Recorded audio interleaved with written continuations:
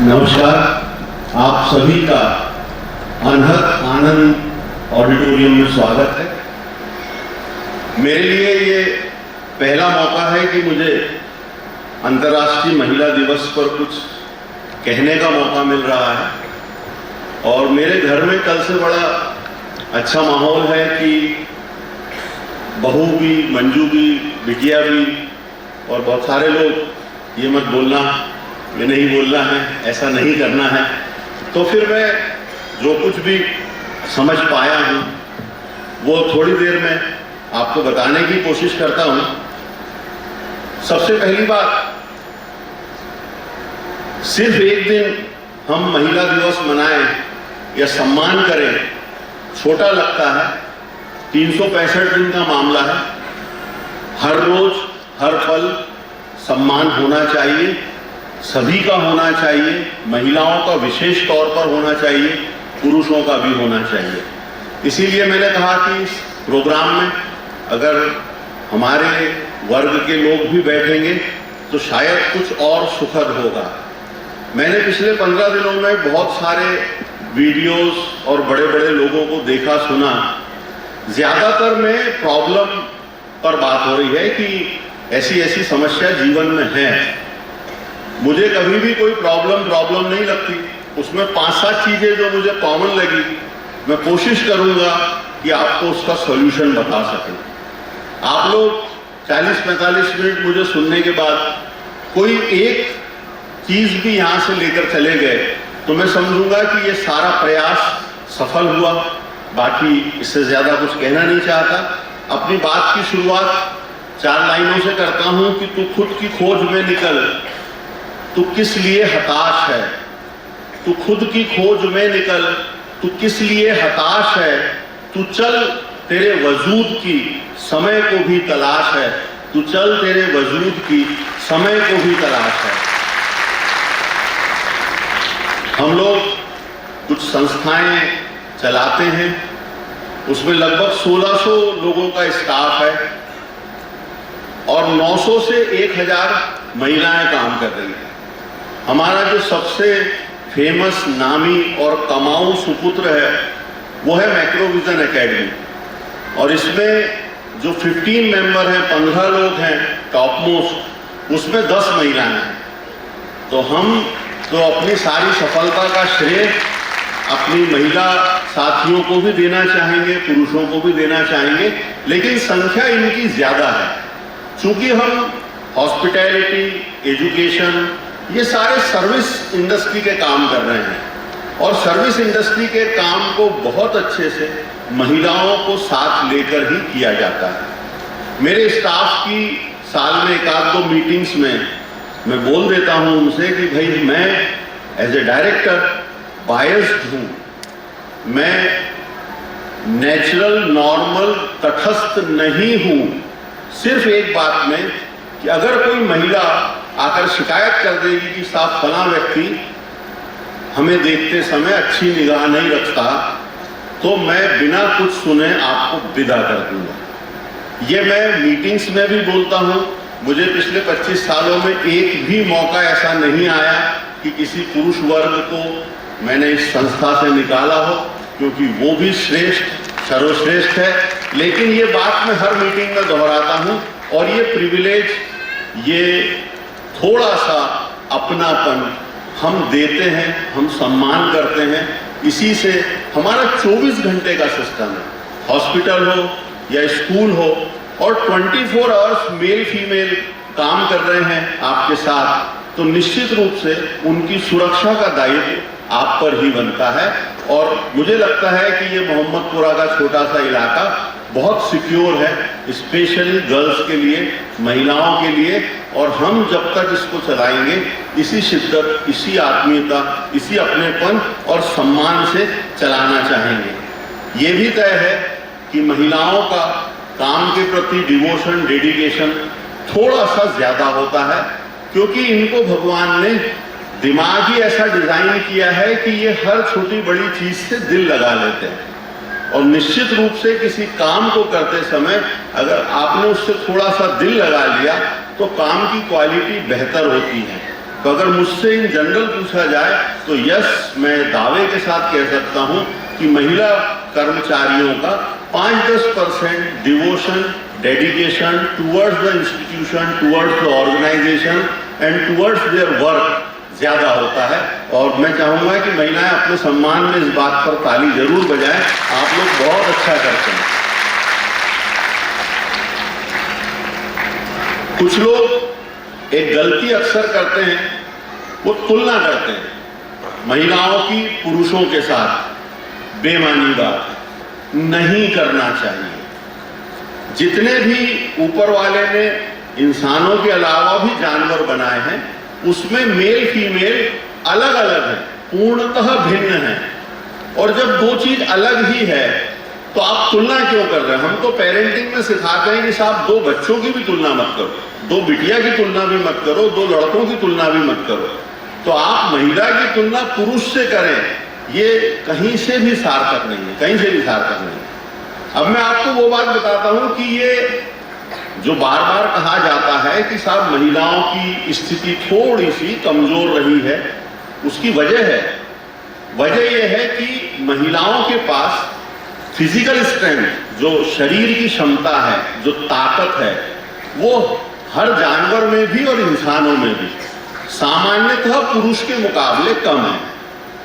ये जिंदगी 10-20 हजार साल पहले शुरुआती दौर में थी, जंगलों में रहते थे और बच्चा पैदा करने वाला डिपार्टमेंट हर जगह महिलाओं के पास है। तो शिकार करने जाना, लकड़ी काट के लाना और ये सारे फिजिकल वर्क करना, डेफिनेटली इसमें आदमी ज्यादा समर्थ था महिलाओं के मुकाबले। तो एक जो डोमिनेंसी है, चूंकि मशीनों का आविष्कार हुआ ही नहीं था, तो ये डोमिनेंसी बनी रही।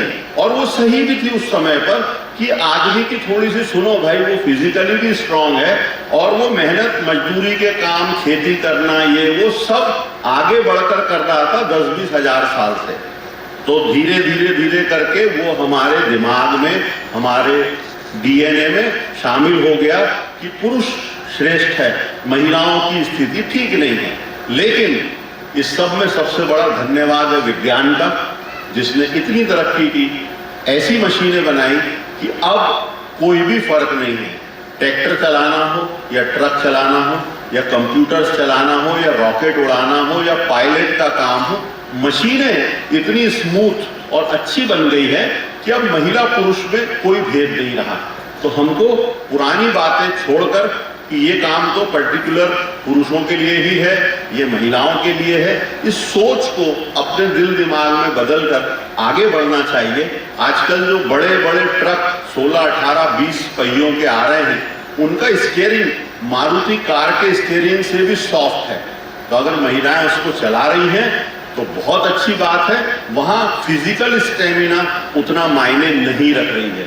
तो आप लोग आगे बढ़िए और आपके आस पड़ोस में कोई लड़की हो जो ऑटो चलाती हो, कार चलाती हो और कहीं पिछड़ रही हो, उसको कोई नौकरी की जरूरत हो, कम पढ़ी लिखी हो, मेरे पास भेजना। मेरा सपना है कि मैक्रो की सारी बस महिलाएं चलाएं, मुझे बहुत अच्छा लगेगा। और मैं 12-15 साल पहले इसका ट्रायल ले चुका हूँ, जब एमपी का पहला हैवी व्हीकल लाइसेंस मैंने मंजू का बनवाया था। और ये बस चलाती थी शुरुआत में, और हम लोग बच्चे छोड़ने ओढ़ने भी गए हैं, हमको बहुत मजा आता था। और अभी भी वो एक कंफर्टेबल ड्राइवर है, मेरे घर में सभी महिलाएं कंफर्टेबल है। तो अब चूंकि वो लोग स्कूल की बस चलाने से रहे, तो आपके अड़ोस पड़ोस में कोई हो तो उसको बिल्कुल भेजिएगा, मैं स्वागत करूंगा, मैं सिखा भी दूंगा, लाइसेंस भी बनवा दूंगा और उसके मान सम्मान के भी कोशिश पूरी जहां तक होगी करते रहूंगा।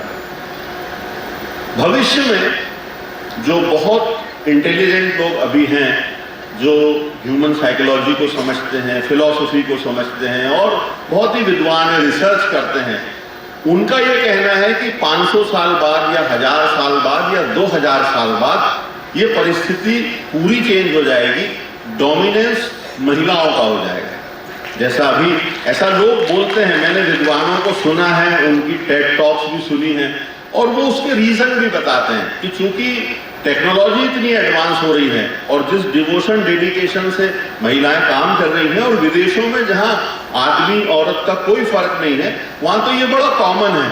और वहाँ डेफिनेटली महिलाओं की तरक्की देखकर ही रिसर्च की होगी जिसने भी की है। तो चलिए, ये भी एक अच्छी बात है, पर इस दौर को हम लोग नहीं देख पाएंगे, ये अफसोस इसमें जुड़ा हुआ है।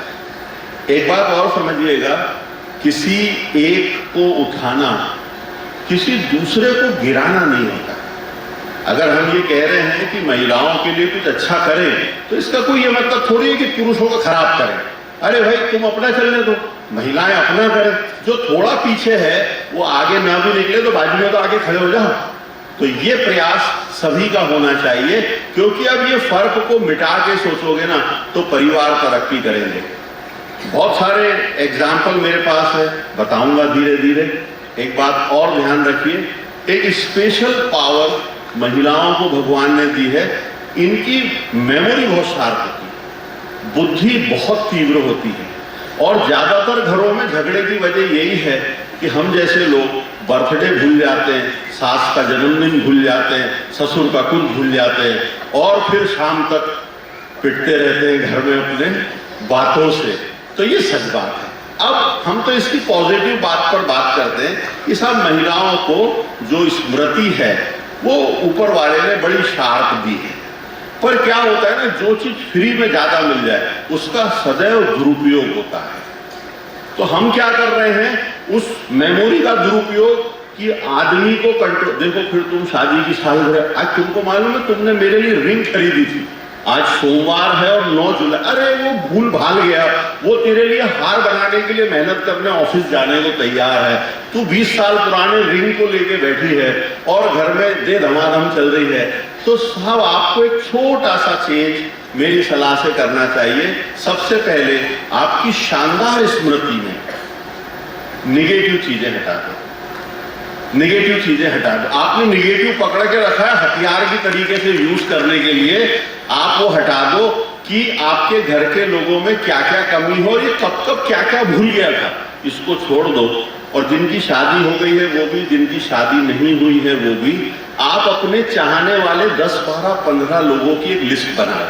अगर आप शादीशुदा हो तो पहला मेंबर अपने मायके का लो, दूसरा ससुराल का लो, फिर मायके का लो, फिर ससुराल का लो, और रोज सुबह उनका नाम आगे रख के 10, 15, 20 बातें उनके बारे में अच्छी बोलो। आपकी पूरी पर्सनैलिटी 1 महीने में बदल जाएगी। योगा वाले 40 दिन का कहते हैं, मैं 15 दिन का बोलता हूँ। 15 दिन में आप पूरे बदल जाएंगे। आप किसी भी रिलेटिव के बारे में सोचो, मेरी बुआ सास, आहा क्या माँ जी क्या बोलती है यार, मालूम इतने दिल से बोलती है, पान भी बाहर आ जाता है मुंह से बोलते समय। आप पॉजिटिव बोल के देखो, करके देखो, ये एक काम आप जरूर कीजिएगा। आपकी मेमोरी में जो भी लोग बहुत नजदीक के हैं, तकलीफ होगी, पेट भी दुख सकता है, सिर भी दुख सकता है, लेकिन प्लीज कीजिए। तो ये जो पावर है मेमोरी का, वो एक शक्ति बनेगी।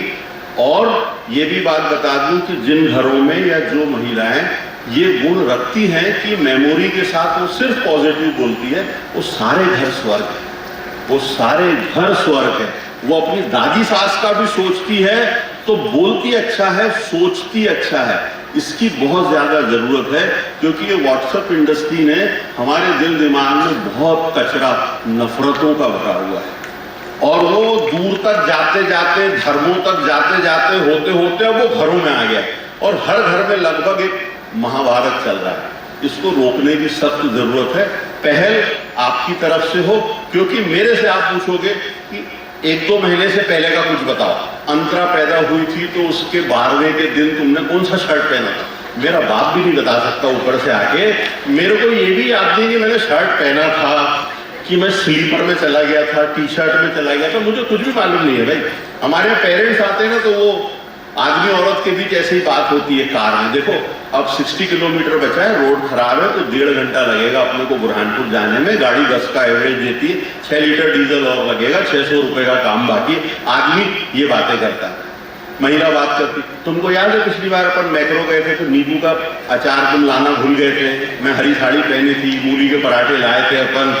अरे भैया, वो बेचारे को नहीं मालूम है, उसको आज क्या लाए ये मालूम नहीं, तुम पिछली ट्रिप का पूछ रहे हो। तो ये छोटी छोटी सी बातें हैं, इसको अगर हम आगे ले जाएंगे और तारीफ करना शुरू करेंगे तो बहुत अच्छा लगेगा। फिर कुछ लोग कहते हैं कि भाई महिला पुरुष में बराबरी का रिश्ता होना चाहिए। पहली बात तो बराबरी के रिश्ते को भी आप समझने की कोशिश करें। मेरे खाने की पसंद और मेरे द्वारा होटल सिलेक्शन की पसंद पूर्णतः अलग है। मेरी बहन, मेरी पत्नी, इनकी चॉइस बिल्कुल अलग है।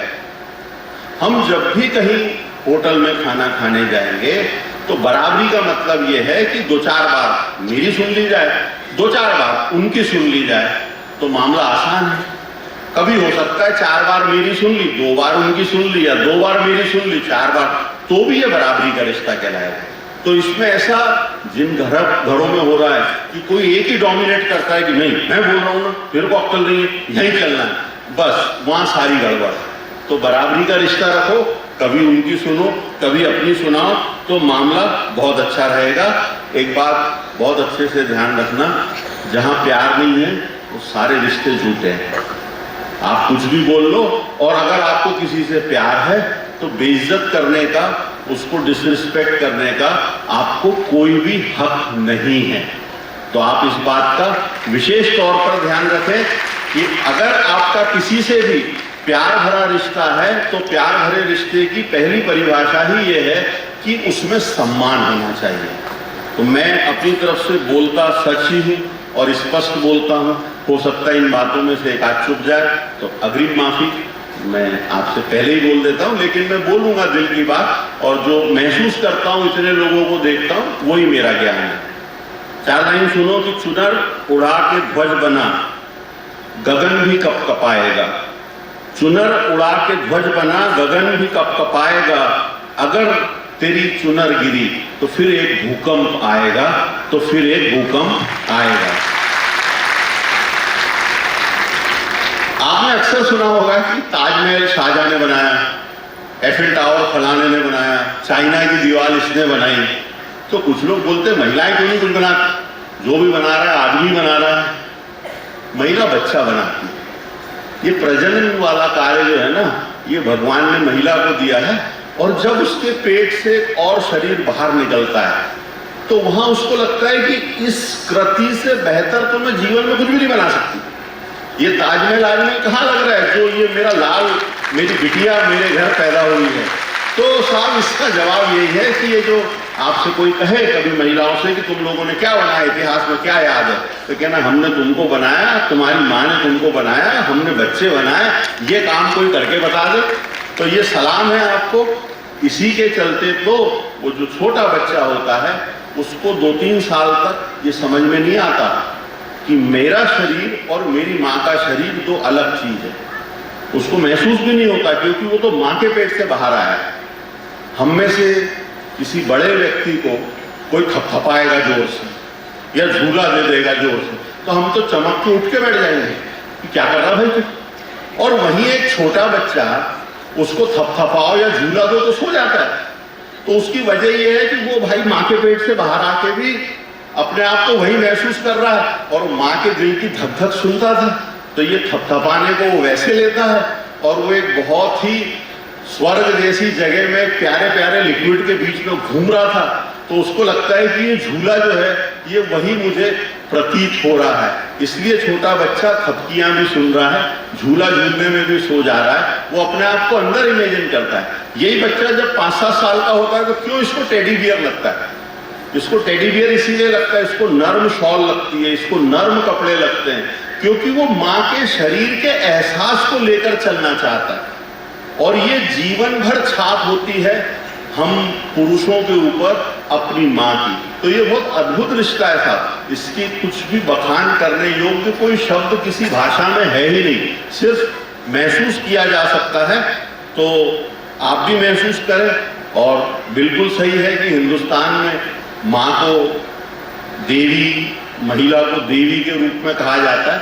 वहाँ थोड़ा मेरा ऐतराज है, महिला को माँ रहने दीजिए, बहन रहने दीजिए, देवी बना के दूर मत करो, थोड़ा उधर दूर हो जाता है, पास में रखो उसको। माँ घर में अच्छी है, देवी से थोड़ा फासला महसूस होता है, ऐसा मैं सोच रहा हूँ। हाँ, लेकिन ये भी तय है, लोग कहते हैं कि भाई माँ के कदमों में स्वर्ग है, तो ये भी ध्यान रखो कि बाप के कदमों में प्रॉपर्टी है। तो जहाँ माँ के कदमों में स्वर्ग है, वो स्वर्ग का मजा आएगा तभी। इसलिए पिताजी को भी उतना ही ध्यान से, उतने ही प्यार से लेकर चले, नहीं तो एक अच्छी चीज से आप छूट जाएंगे। आप लोगों में क्रिएटिविटी बहुत ज्यादा है। अभी वक्त वो रहा ही नहीं कि साहब हम बुरहानपुर में पैदा हुए, बम्बई में होते तो धूम मचा देते, लंदन में होते तो अब गया। अब सारे शहर एक जैसे, हर एक के पास कैमरा है। मेरी सलाह है, रील देखने में जितना समय लगा रहे हो उससे कम समय में रील बन जाती है। वो चाहे आप किचन में कुछ काम कर रहे हो, चाहे आपके पास साफ सफाई का कोई फार्मूला हो, चाहे आपको साड़ी को रखने का कोई अद्भुत तरीका मालूम हो, या सिल्क की साड़ी कैसे हैंडल करें ये पता हो, आपको जो कुछ भी आता है उसको आप नेट पर डालिए, दूसरों तक पहुंचाइए। ये क्रिएटिविटी हो सकता है दिमाग को किसी दिन इतना एक्सेलरेट कर दे कि आप अपने घर के सबसे ज्यादा पैसे कमाने वाले मेंबर बन जाएंगे। मैंने भी शुरुआत की थी कि कुछ रील बनाते, अब ऐसा हो गया है कि मेरे ख्याल से आप यकीन कभी करें ना करें, मैं ऑफिस में बैठा होता हूँ, अपना काम कर रहा होता हूँ, और ये कैमरामैन और अंतरा और ये सब आते, पापा रील खत्म हो गई, हाँ बेटा चलो कैमरा एक्शन चालू, और हम 1 मिनट कुछ बोल देते हैं। और ये सारी reel without editing, without repetition. मेरा कोई भी वीडियो जो नेट पर कहीं अवेलेबल है वो डायरेक्ट टेलीकास्ट है, उसमें कोई एडिटिंग नहीं है। जो एक बार में होता है वही होता है। इसीलिए कई बार कहीं एक हल्का सा पॉज आता है तो हम वैसा का वैसे ही डाल देते हैं कि जो हो गया पहली बार में। आप लोग भी इसमें एक्टिव होइए, हो सकता है कहीं ये आपको नाम दे दे, पैसा दे दे, जिससे आपके परिवार का बहुत फायदा हो जाएगा। एक बहुत विनम्र सलाह मेरी बिटियाओं के लिए, मैं बहुत सारे डिस्प्यूटेड केस भी देख रहा हूँ, तलाक की संख्या बहुत बढ़ गई है, और तलाक जैसी कोई अपशगुनी बात होने के बाद लड़की की दिक्कतें बहुत रहती है, और अगर एक आध बच्चा हो गया है तो बच्चा पालने का ठेका महिला ही रहती है, क्योंकि उसका ही दिल बड़ा है। आदमी उस मामले में उतना अच्छा होता नहीं है, मैंने ज्यादातर जहाँ देखा है। ये बुराई है मेरे ग्रुप की, पर है। तो साहब ऐसे में आप अपनी बेटी को उतना पढ़ाइए, उतना सिखाइए कि वो हमेशा अपने लिए पैसा कमाने का दम रखे। बिल्कुल भी पढ़ाई बीच में मत छुड़ाइए। हो सकता है आपने उसको मैथमेटिक्स दिला दिया हो, उसको नहीं जम रहा हो, कॉमर्स करा दीजिए, आर्ट्स करा दीजिए, पेंटिंग सिखा दीजिए, ड्राइंग सिखा दीजिए, कोई सिलाई का डिप्लोमा करा दीजिए, म्यूजिक में कुछ करा दीजिए, व्यापार करना सिखा दीजिए, गोलगप्पे की दुकान लगाना सिखा दीजिए, पंचर जोड़ना सिखा दीजिए, पर अपनी बेटी को कोई एक ऐसा हुनर जरूर दिला दें जिससे वो अपने पैरों पर भविष्य में खड़े रह सके। भगवान ना करे कोई असुविधा उसको आए, पर अगर आए तो वो मुकाबला करे।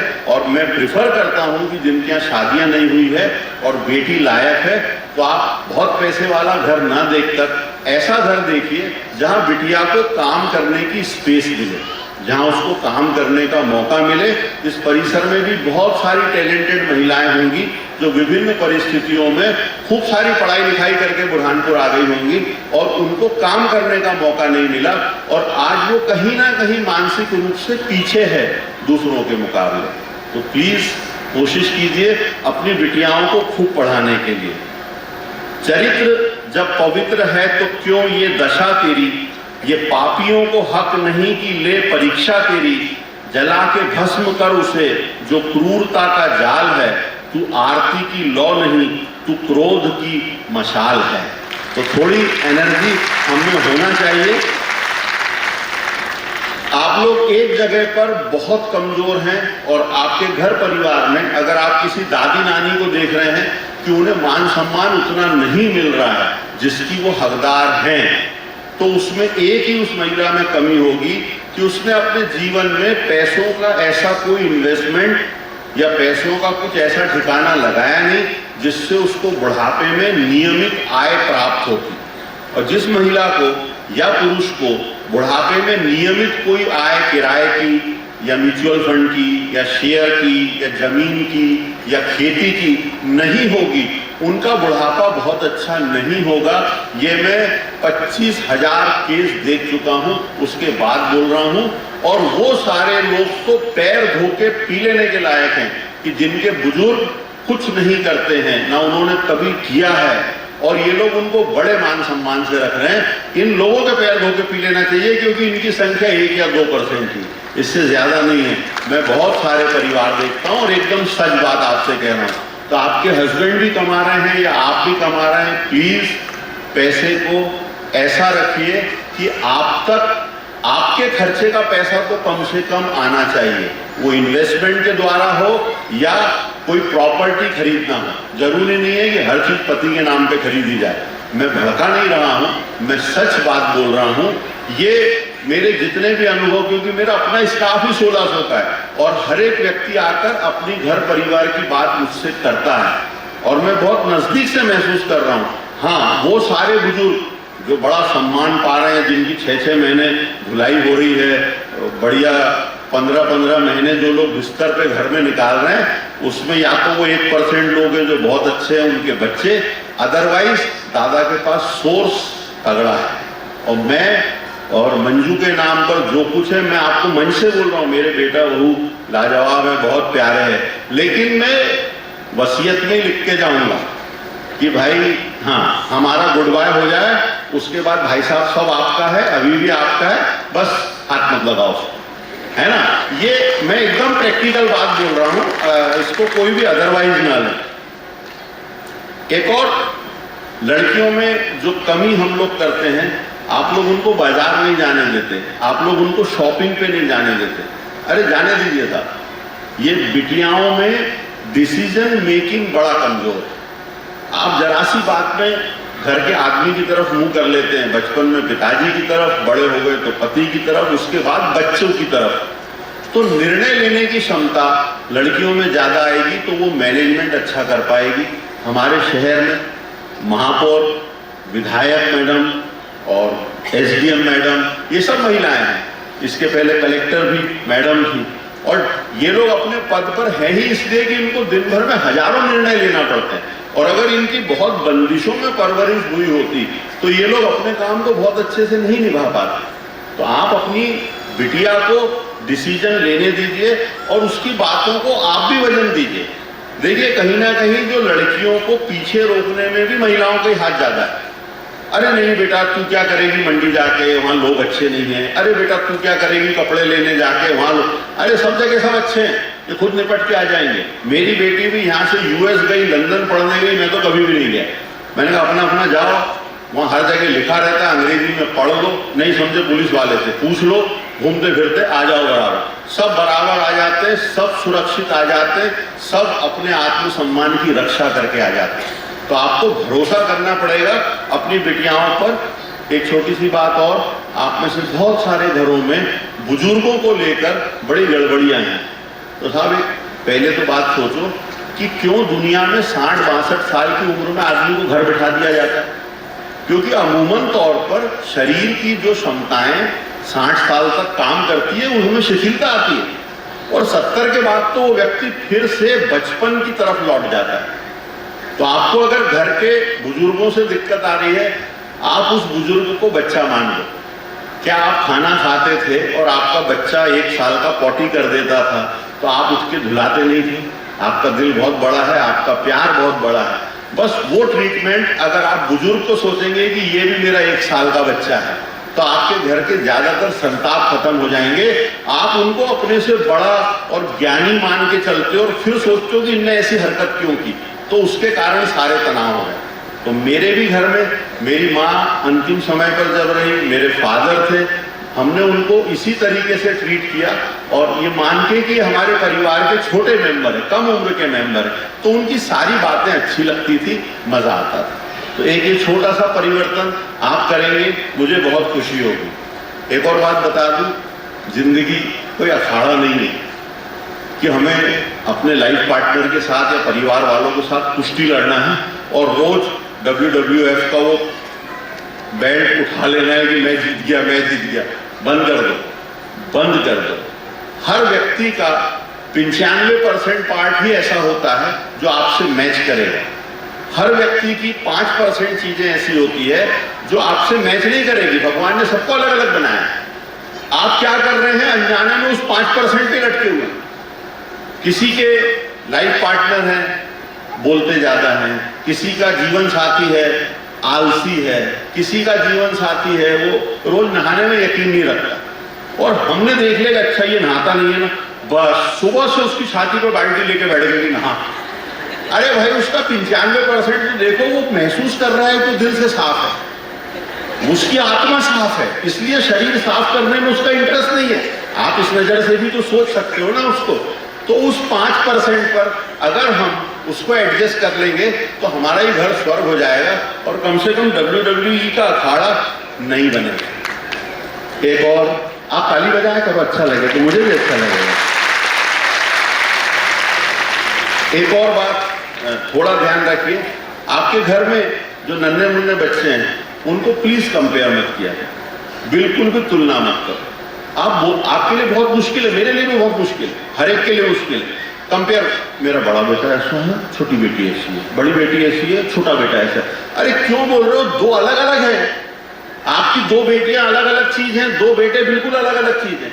आप उसको टाइप्ड कर रहे हो, और ये टाइप्ड करने में क्या होता है, उस बच्चे पे दबाव बनता है। मैंने कई घर के बच्चे देखे, हमारा बड़ा वाला बहुत भोला है, छोटा बड़ा चंचल है, बड़ा वाला बहुत भोला है, छोटा चंचल है। अब किसी उम्र के पड़ाव पर वो बड़े को मस्ती करने का मन होता है, और वो बचपन से सुन रहा है कि भाई साहब आप समझदार हैं, वो बेचारा मस्ती नहीं कर पाता। वो छोटे को कभी सीरियस रहने का मन करता है कि नहीं अब मैं उछल कूद नहीं करूंगा, अच्छा नहीं लगता, मुझे थोड़ा सा सीरियस होना है। तो उसको वो माँ की बातें, पिताजी की बातें हथौड़े जैसी लगती है कि तू तो चंचल है, तू तो, अरे वो चंचल का मन नहीं है, वो चुपचाप बैठना चाह रहा है। तो आप मेहरबानी करके बच्चे को भी टाइप मत करो, अपने हस्बैंड को भी मत टाइप करो, ये तो ऐसे ही है। ये डायलॉग बिल्कुल नहीं बोलना, वो जैसा भी है स्वीकार करो, बदलाव हो नहीं सकता। हिंदुस्तान में अपन रह रहे हैं, अपने पास जो सामग्री है उसी से प्यार करें, उसी को अरबों खरबों का समझे, तो जिंदगी का मजा इसी में है। जो पास है वही महत्वपूर्ण है।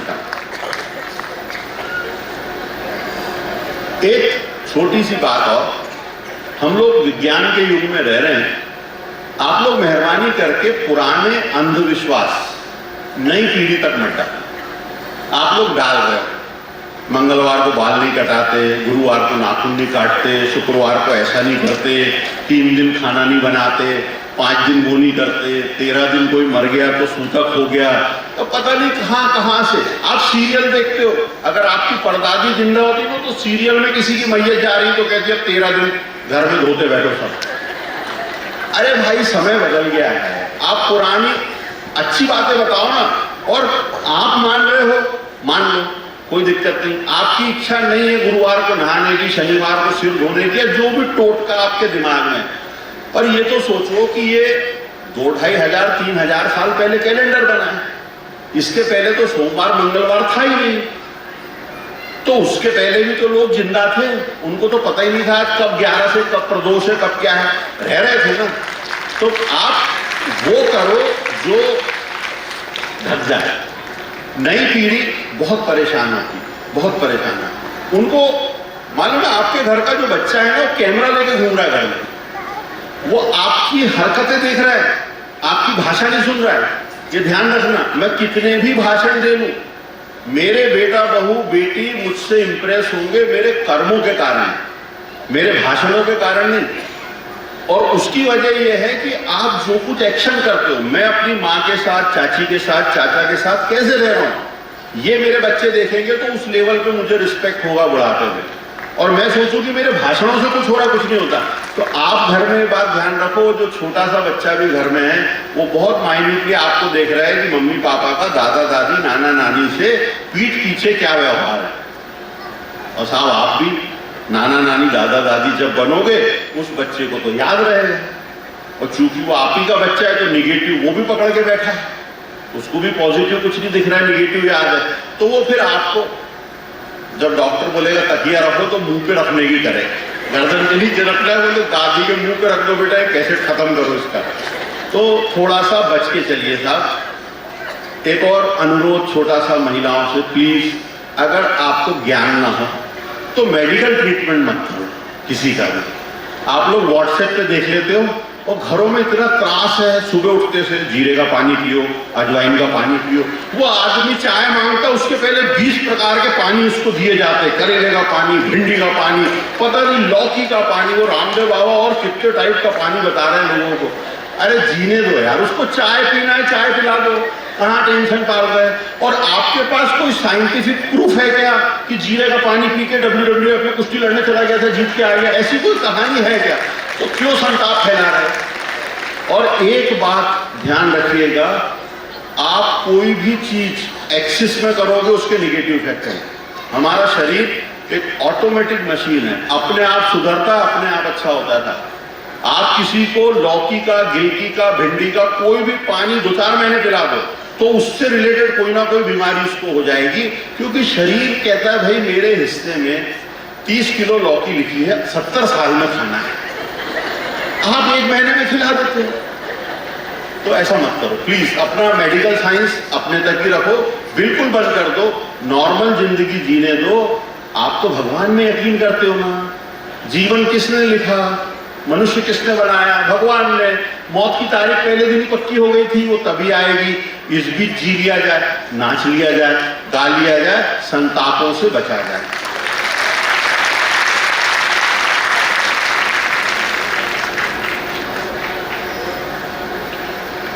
अपने घर में लड़का लड़की में बंटवारा मत करो काम।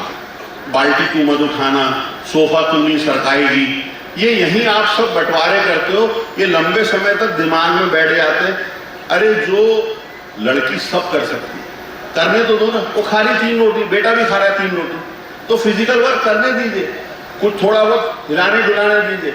आप बाइफरकेट करोगे, उसके मस्तिष्क पे छाप हो जाती है, भविष्य में उसको कोई भी काम आता है तो पहले सोचती है ये मैं कर सकती हूँ कि नहीं।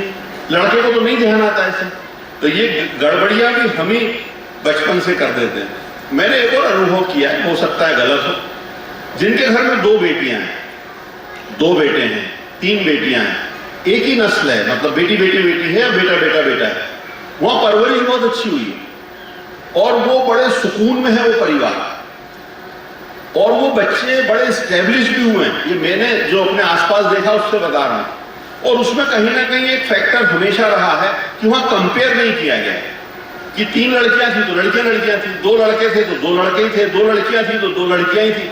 तो वहां अगर बीच में लड़का भी होता 2 लड़कियों के बीच में, और वो जो कंपैरिजन होता, तो ये जिन सफलता के शिखर पर बच्चे गए उससे थोड़ा सा कम जाते। ऐसा मेरे पास 100-200 परिवारों का एक डेटा है, उससे कह रहा हूं। हो सकता है मेरी ये वाली बात सही नहीं हो। हाँ, ये तय है कि बहादुरी जहां तक है, देखो फिजिकल स्ट्रेंथ एक अलग चीज है, बहादुरी का संबंध दिमाग से है, वो महिलाएं ही होती है, गारंटेड है। आपको ट्रायल लेना हो, मैं 4 पुलिस वाले या मेरे 4 स्टाफ के लोगों को पुलिस के ड्रेस में आपके घर भेजता हूँ रात को 8 बजे, शर्मा जी बुला रहे हैं खाने में, तो शर्मा जी सबसे पहले बीवी को भेजते कि जा देख कौन है ना। तो ये बिल्कुल प्रूफ है, ये इसमें कोई शंका ही नहीं है कि ऐसी विपरीत परिस्थितियों में महिलाओं की बहादुरी लाजवाब रही है, और वो उनके अंदर बैठा, उनको डर ही नहीं लगता बिल्कुल भी। और पति अति पे बात आ जाए तो कुछ भी करने को तैयार है। एक और बात, अगर आपको महिलाओं के लिए स्पेशल, ये 2 लाइन सबसे अच्छी है, इसको आप याद रखिएगा। भगवान पर अगर आपका भरोसा है तो तकदीर का लिखा हुआ मिलेगा। भगवान पर आपका भरोसा है तो तकदीर का लिया हुआ मिलेगा। खुद पर अगर आपको भरोसा है तो भगवान आपकी तकदीर नए सिरे से लिखेगा। तो आप अपने खुद पर भरोसा कीजिए, खुद को एक जगह पर देखिए। उम्र का कोई बंधन नहीं है, सीखने का कोई बंधन नहीं है। आप जहां से शुरुआत करेंगे वहां से नई जिंदगी है। मेरी शादी 94 में हुई थी। डेफिनेटली मेरी सासू माँ 45, 48, 50 साल की एज ग्रुप में उस समय रही होंगी, और मुझे बहुत अच्छे से याद है कि उस समय उन्होंने ये जो पैचेस वाली चादर बनाते हैं, वो टुकड़े टुकड़े जोड़कर और उस तरीके का, वो पुणे या औरंगाबाद या अहमदनगर जाकर वो काम सीखा, और आने के बाद यहाँ पर शुरू किया, और एक बहुत बड़ा सहारा वो अपने परिवार का बनी थी 10-12 साल के लिए। जब उन्होंने उस काम को बहुत प्रोफेशनली किया। और इस प्रकार के बहुत सारे एग्जाम्पल हमारे शहर में हैं कि 30, 32, 35 साल की उम्र में घरेलू महिला ने कुछ सीखना शुरू किया, फिर काम को आगे बढ़ाया और आज वो अपने परिवार के लिए एक अच्छा योगदान दे रहे हैं। तो आप लोग भी किसी भी एज ग्रुप में हो, जिंदगी मस्ती का नाम है, आपके मन में जो आ रहा है करने की कोशिश करो। और इस सब में कुछ भी सीखने सिखाने से संबंधित कुछ हो तो आपका ये बेटा, आपका ये भाई, आपका ये काका अवेलेबल है। आप कभी भी आकर हमसे कोई हेल्प मांगेंगे तो हम शुक्रगुजार होंगे भगवान के कि हमें इस लायक बनाया है कि हम किसी की मदद कर पा रहे हैं। तो आप आगे बढ़िए, हम आपके साथ हैं। महिलाएं कोई व्यापार करने में फाइनेंशियल भी ऐसा लगता है कि साहब कोई 2-4 लाख रुपए बैंक से दिला दे या हमको दे दे, हम कर लेंगे। तो आप अपना प्रपोजल बहुत साफ सुथरा और ईमानदारी भरा लाकर दिखाओ, हम बैंक से भी दिलवा देंगे। हमारे पास बहुत सारे लोग हैं, वो भी मदद करेंगे, हम खुद भी कर देंगे। ऐसा कुछ भी विशेष नहीं है और बहुत सारे लोग कर रहे हैं। बहुत सारे लोग हमसे मदद लेके अपना कारोबार कर रहे हैं और बहुत अच्छा कर रहे हैं। और हमें कोई ब्याज नहीं चाहिए, ऐसा कोई गणित नहीं है भाई। दिल से बोल रहे हैं, भाई के रूप में, चाचा के रूप में, बस उतना ही समझना, धंधे की कोई बात नहीं है इसमें। जो तुझसे लिपटी बेड़ियां समझना उनको वस्त्र तू, जो तुझसे लिपटी बेड़ियां समझना उनको वस्त्र तू, ये बेड़ियां पिघाल के बना ले उनको शस्त्र तू। ये बेड़ियां पिघाल कर बना ले उनको शस्त्र तू। आज हम लोग भी जहां कहीं भी हैं, मेरा जो भी छोटा सा एक परिवार है, इस शहर के हिसाब से मैंने थोड़ी बहुत सफलता पाई है, जिसमें मेन कैरेक्टर था हमारी कहानी में मेरी मम्मी। आप में से कई लोगों को तो सास अभी बहू आने भी नहीं वाली है और उसके पहले वो एक क्रैश कोर्स कर लेती है अपने दिमाग में कि एक सास कैसी होगी, क्या बुलंदियां होंगी उसमें। मैं आपको एग्जाम्पल बताता हूँ। हम लोग चूंकि बहुत वर्कोहलिक थे, हमारी माँ रोज रात में पूछती थी, बेटा कल का क्या है? मम्मा कल संडे है, हम 6:30 बजे उठेंगे। मम्मी कल मंडे है, हम 4:45 बजे उठेंगे। तो साहब 94 में मेरी शादी हुई और 2014 तक मेरी माँ हमारे साथ रही। उन 20 सालों में रोज सुबह जो टाइम हमने रात में बजाया है, दरवाजे पे नॉक होता था, एक ट्रे अंदर आता था जिसमें 2 चाय, बिस्किट, पानी के 2 गिलास, ऐसा उस महिला ने 20 साल तक किया। 20 साल तक। जबकि उनको भी कई ज्ञानियों ने कहा था कि बहू की गुलामी क्यों कर रहे हो, ये क्यों कर रहे हो, वो क्यों। और उसी का प्रतिफल था कि आज हम एक दिन घर में बातें कर रहे थे कि ये किसी भी महिला की शादी हो जाती है, ये हो जाती है, तो उसके लिए सास कभी भी सेकंड होती है, माँ अपनी पहले होती है। तो उस महफिल में मंजू ने कहा था कि मेरे लिए माँ, ये सास ये पहले है, मेरी माँ उसके बाजू में है, लेकिन उतना ही इक्वल वेटेज में अपनी सास को देती हूँ। तो ये कर्म हमको करना है। मैं जिन जिन दोस्तों को मेरे जानता हूँ जिनके यहाँ बहू आने वाली रहती है, मैं बिना बुलाए उनके घर चला जाता हूँ और 15 मिनट का एक भाषण दे के आता हूँ कि देखो भाई, उसको जितना प्यार कर सकते हो कर लेना, क्योंकि मैं यहाँ ICU में देखता हूँ करोड़पति भी पड़ा रहता है और सड़कपति भी पड़ा रहता है, और उस समय घर वालों का एटीट्यूड ही उसके लिए मायने रखता है।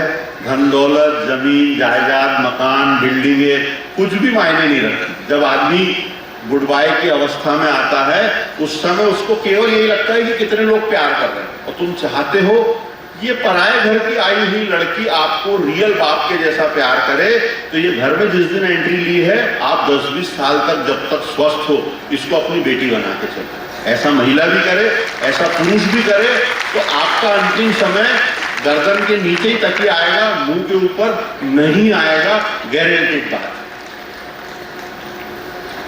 तो और भी इसी से रिलेटेड एक बात है कि हम लोग चूंकि बचपन से माँ के हाथ से खाते हैं, तो माँ को खिलाना भी पड़ता है, थोड़ी तारीफ भी करना पड़ता है। मम्मा ये बहुत अच्छा बना है, मम्मा तू दाल बहुत अच्छी बनाती है। लेकिन भाई इसको थोड़ा समझने की कोशिश करो। हर घर में ये कहानी है, हर आदमी शादी के बाद अपनी बीवी से कहता है कि मेरी माँ जैसी दाल तो नहीं बनाती, मेरी माँ जैसी करेले की सब्जी तेरे से नहीं बनती, तेरे करेले कड़वे। अरे करेले की सब्जी खाने का वो कड़वा ही होता है। तुम्हारी माँ कोई जादू टोना करती होगी उसमें, उसको मीठा करती है, वो सब्जी कड़वी है। अब होता क्या है साहब, ये बताओ मेरे को, 10,000 साल से किसी भी बहू ने अपनी सास के मुकाबले खाना अच्छा नहीं बनाया, तो खाने की क्वालिटी तो खराब हो रही थी। और खाने की क्वालिटी इतनी उन्नत होते जा रही है दिन पर दिन। हम जो चीजें बचपन में महीने 2 महीने में एक आध बार खाते थे, रोज खाने को मिल रही है। इसका मतलब खाने की क्वालिटी सुधर रही। इसका मतलब है जो घर में डायलॉग दिया जा रहा है ना कि मेरी माँ खाना अच्छा बनाती थी, ये गड़बड़ है। बहू खाना ज्यादा अच्छा बनाती। अगर ऐसा नहीं होता तो 10,000 साल में तो ये पूरा सिस्टम, लोग फिर जंगलों में जाके पेड़ पत्ती खाने लग जाते। अगर खाना इतना ही बुरा बन रहा होता जैसे सास कह रही है, तो खाना बहुत अच्छा बन रहा है साहब, इसको सम्मान किया जाना चाहिए। नए लोगों में धीरे धीरे ये चीजें आती है। आप एक काम करो, जो बहू आई है उससे हर चीज पे वैसे ट्रीट करो जैसे बेटी से करते हो। आप अपनी बेटी से जैसा व्यवहार करते हो, बेटी ने 2 गिलास तोड़ दिए, माँ क्या करती है? अरे बेटा ध्यान रखा कर, चल कोई देखो लगी तो नहीं, ये डायलॉग होता है। बहू ने 2 गिलास गिरा दिए तो तू तो लाई भी नहीं थी तेरे घर से, तो डायलॉग ही बदल जाता है। तो ऐसा मत करो। आगे तकिया गर्दन के नीचे चाहिए, बस ध्यान रखो इन बातों को।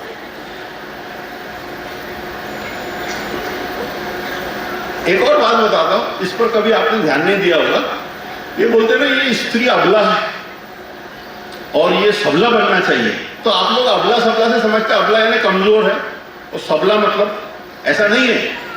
मेरी जिंदगी में भी मेरी बीवी आई तो किन्हीं कारणों से हमारी आर्थिक स्थिति शुरुआत में बहुत ही खराब थी। तो इसने आते से मेरे को कहा कि चौकसे जी हो गया, प्यार हो गया, शादी हो गई, सब है, अब ला।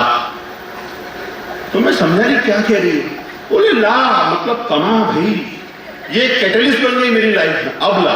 तो मैंने शुरू में जोश में थोड़ा थोड़ा कमाना शुरू किया, फिर ये धीरे से बोल अब ला, मैक्रोविजन बना दिया, समझे? तो ये अबला से सबला की कहानी जो है ये हर घर में रहती है। महिला कैटलिस्ट है, उत्प्रेरक है। बिना उसके उत्प्रेरण के ये केमिकल रिएक्शन फास्ट होती नहीं है। जो लोग केमिस्ट्री जानते हैं वो जानते हैं कि कुछ एलिमेंट ऐसे होते हैं जिनके होने भर से रेट ऑफ रिएक्शन फास्ट हो जाता है, यानी प्रोडक्ट ज्यादा बनता है। तो मेरी लाइफ में भी वो कैटलिस्ट का काम हुआ है। आप सब भी अपने अपने घर में जाके पॉजिटिव कैटलिस्ट बनिए। आपका हस्बैंड, आपका भाई, आपका चाचा या आप खुद कोई काम कर रहे हैं, घर में ऐसा माहौल बनाओ कि उस काम को प्राथमिकता मिले, उस काम को आप सम्मान करें। आप उस पर कुश्तियां मत लड़ो कि 1 घंटा क्यों लेट होगा, 2 घंटा क्यों लेट होगा। अरे भाई कई काम ऐसे हैं जिसमें समय नहीं है। आपको क्या लग रहा है कि कोई महिला कलेक्टर है या एसडीएम है या तहसीलदार है या डॉक्टर है या वकील है, आप उसके काम को टाइम से बांध ही नहीं सकते। वो 24 घंटे फोन ऑन रहना और कभी भी कोई भी काम आता है। बाढ़ दिन में ही आएगी, रात में नहीं आने की। पेशेंट दिन में ही आएगा, रात में नहीं आएगा, ऐसा तो कुछ भी नहीं है।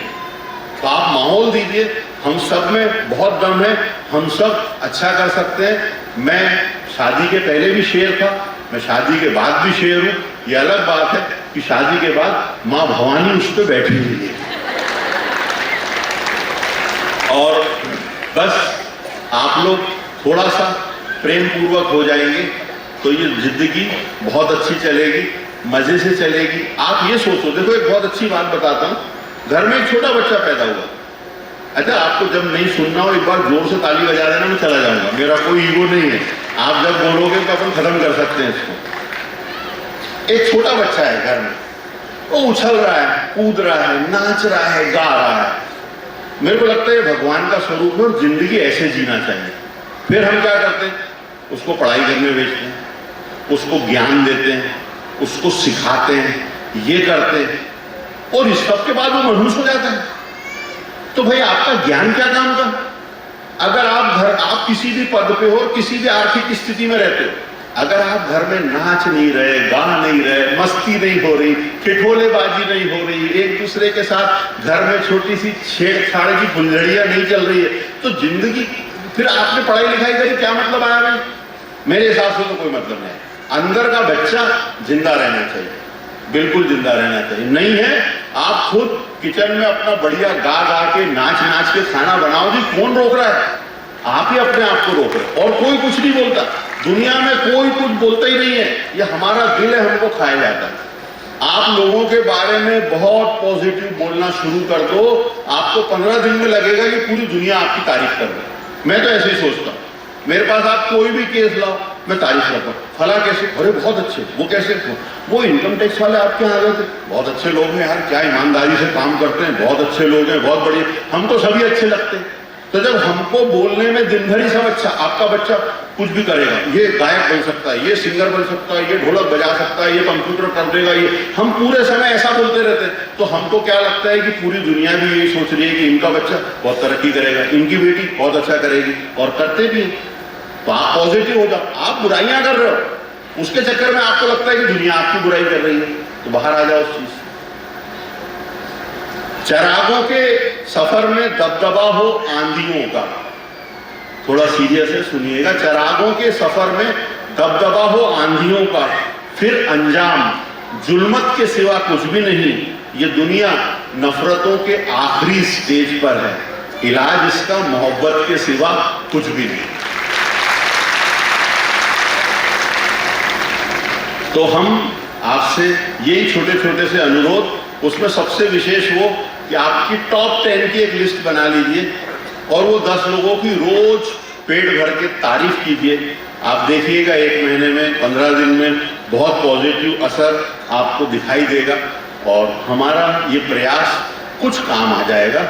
बहुत प्यार से, विनम्रता से आपने मुझे सुना, दिल से धन्यवाद। आते रहिएगा, मिलते रहिएगा। Thank you very much.